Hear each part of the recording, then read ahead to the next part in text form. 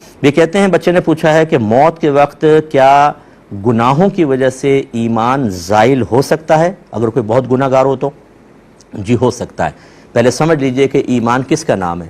ایمان ایک قلبی کیفیت کا نام ہے جس کو آپ یقین بھی کہہ سکتے ہیں۔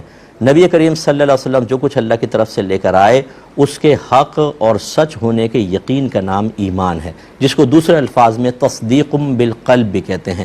اور یقین جو ہے وہ 100% ہوتا ہے، 100% کو یقین کہتے ہیں۔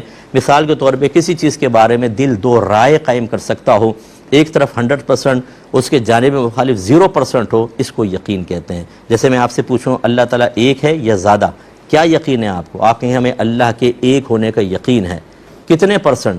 آپ کہیں گے 100% یقین ہے، اس کے جانب مخالف 0% کہ ایک سے زیادہ ہوں گے، یہ 0%، ایک ہونے کا یقین 100%، بس یہ یقین ہے، واقعی یقین ہے۔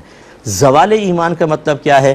شیطان اس یقین کو پیچھے لے آتا ہے، 100 سے 95 پہ لے آئے گا، 90 پہ لے آئے گا، 80 پہ لے آئے گا، حتیٰ کہ بعض اوقات منہ سے انکار کروا دیتا ہے۔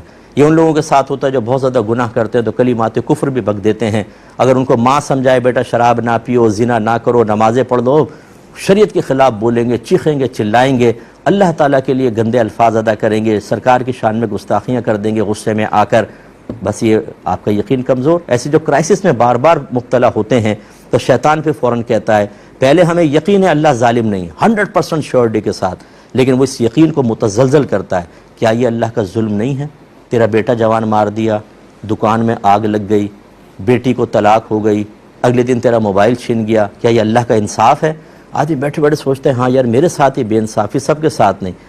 جب وہ قلب میں یہ یقین کر لے گا، یعنی اس کو جگہ دے دے گا کہ ہاں اللہ بے انصاف ہے، اور باطن سے ریزسٹنس ختم ہو جائے گی، تو دیکھیں اللہ کے ظالم نہ ہونے کا یقین پیچھے آ گیا، ایمان چلا جائے گا۔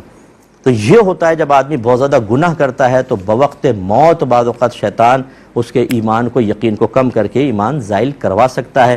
اللہ تعالی ہم سب کو اس سے محفوظ فرمائے۔